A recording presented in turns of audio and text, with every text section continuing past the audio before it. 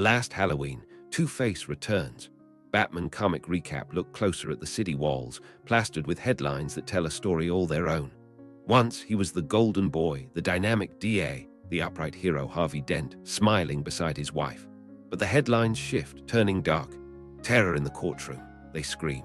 His face, once whole, now horribly scarred, a mugshot confirming his fall from grace.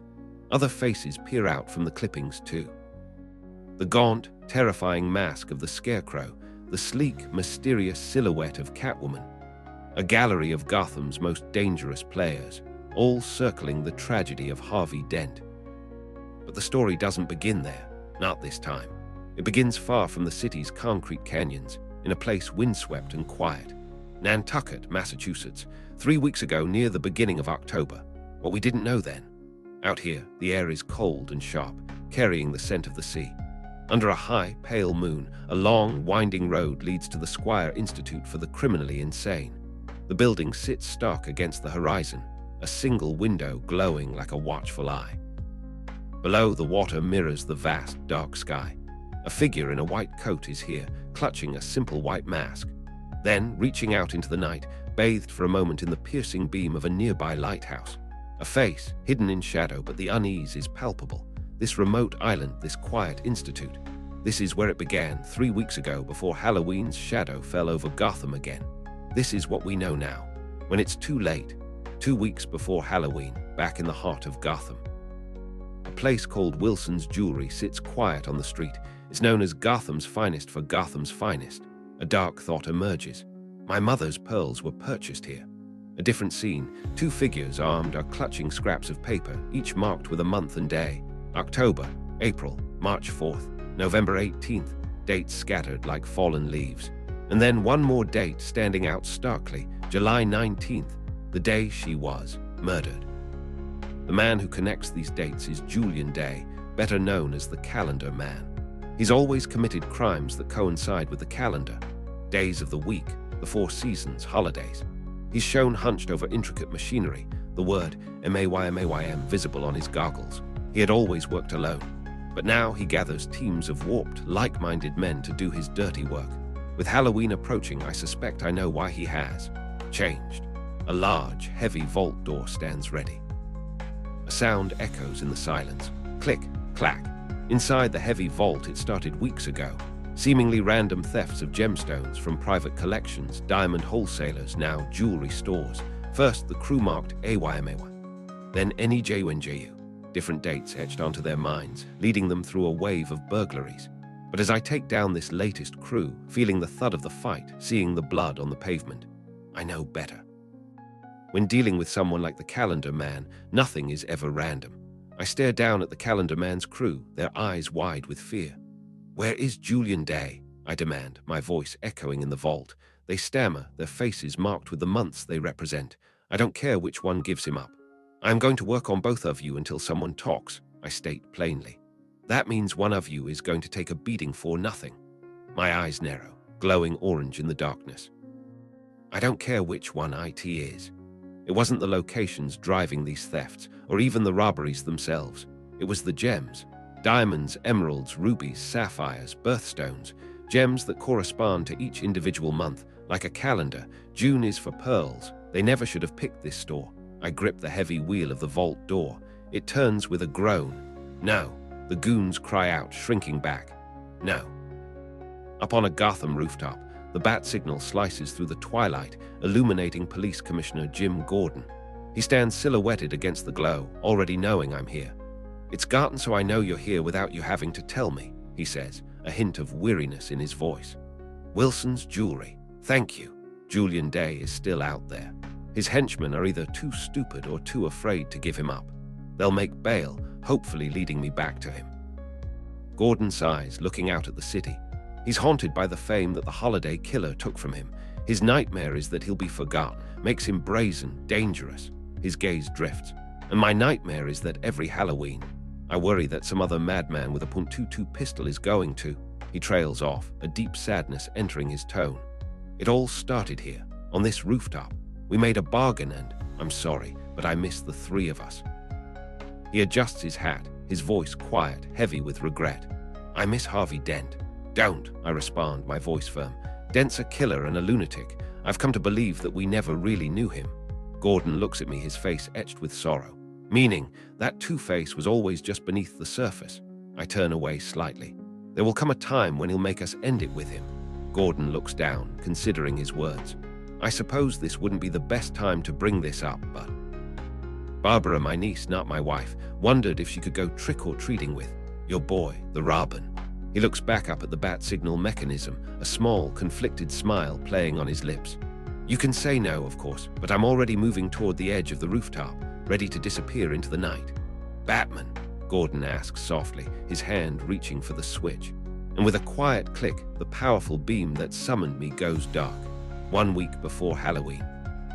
Down in the grimy underbelly of Gotham, where the city's secrets fester, the familiar, chilling voice of Solomon Grundy rumbles. He stands by a power box, his monstrous form a somber presence.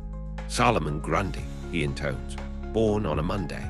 I knew if I found him, I'd find someone who knew where day was. I knew if I found you, I say, stepping fully into the dim light, you'd know where he is. You're like me. Grundy's massive, stony hand clutches something protectively. My gaze locks onto that possessive gesture. You want to protect him, Solomon. I told you I didn't want to be disturbed. Back in the basement, the air hangs thick with the smell of damp stone and something chemical. Solomon Grundy stands sentinel, while a young woman, Barbara, faces a figure I know all too well. His face is a grotesque testament to his fractured mind, half handsome, half scarred horror. It's Harvey Dent, Two-Face. Barbara is asking him, her voice small. How long have you been back? He shifts uncomfortably, fiddling with the edge of his purple suit jacket. A year, maybe more. She takes a step closer. I looked for you, Harvey. Grundy clutches a small, worn doll in his hand, a silent, watchful protector. In the quiet of the basement, still locked in the embrace, Barbara pulls back just slightly, her eyes searching his disfigured face. WHY, she whispers. Why did I come back after all this time? Harvey recoils, his good eye wide with a pained expression, the scarred side a grim mask. His voice rasps, filled with self-loathing. No, why would you ever come back? Look at what I've become. Barbara's gaze is unwavering, soft yet resolute. She sees past the horror. All I see is M.Y. Apollo. Deep beneath Wayne Manor, he's not ready, I state flatly, looking away from Alfred. He counters, his voice gentle but firm. As I was saying about perspective, he'll never be ready if you don't give him a chance. Down in the vastness of the cave, where the shadows dance and the bats flutter, Robin stands alone.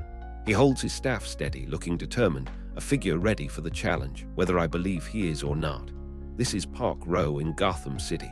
Now it is deservedly called Crime Alley. It is where the abandoned wind up, the forgotten. I can never forget what happened here, and neither can they. These are the Calendar Man's new crew, lined up, uniform in their disturbing appearance. Each bald head marked with a month, like a living, breathing calendar of crime.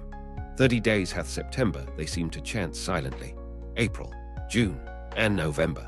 Their eyes stare out, vacant or grim, a disturbing reflection of the warped mind that controls them. In a makeshift chapel, flickering candles cast long, dancing shadows. Julian Day stands before an altar, his head marked with the word Mama. A chilling reverence fills the air as he speaks, his voice carrying the weight of his obsession. All the rest have 31. Julian Day continues his twisted sermon, his voice echoing in the eerie calm. Except 4 February, which HATH 28. His followers stand silent, their marked heads tilted. Then without warning, 2 of the months turn on each other, guns raised. May and June, one mutters, aiming a pistol. Why did I think 2 HEADS were better than 1? His partner stares back in sudden, shocked realization. Blam, blam. The shots shatter the silence, leaving splashes of red against the floor. Julian Day looks on, a cruel smirk twisting his lips. Particularly when we all know there exists a true Gemini in Gotham City. It's Halloween night. Julian Day still roams my city, but elsewhere life attempts a fragile normalcy. A quiet suburban house is decorated with pumpkins and spooky silhouettes in the window. Inside, the former Harvey Dent Two-Face sits across from Barbara, sharing a meal. Barbara looks at him, surprised. I can't believe you got us back our house. Harvey picks at his food. Why do you think they sold and moved so quickly? I made them an offer they couldn't refuse. Barbara's eyes widen slightly. WH, what do you mean? Harvey answers simply with a dark undertone. I gave them twice what they paid for it. Barbara just smiles, relief washing over her face. Oh, Harvey. Is there nothing you can't do when you put your mind to it? Ding dong, the doorbell rings, sharp and sudden. Harvey tenses, his scarred side twitching. Who else knows we're here? Barbara waves a hand dismissively, smiling. Relax, silly, it's just trick-or-treaters. She looks around their home with warm nostalgia. Our first in our new old house. Barbara gets up from the table, a bowl overflowing with Halloween candy in her hands. A sweet, simple moment. Pour me another glass of wine, would you, Harv? She calls back.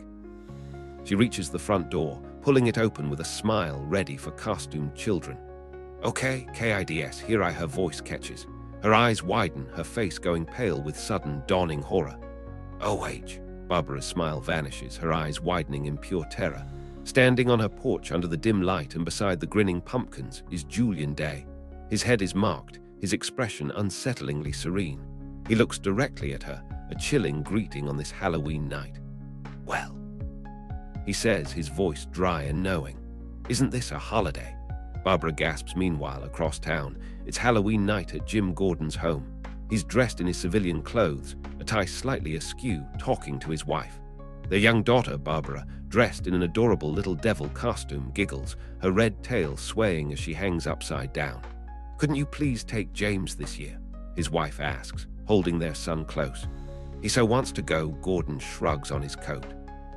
Are we having this discussion? I've already got my hands full with Babs. I even took the night off. His wife sighs, exasperated. I gotta work, he says. My hands are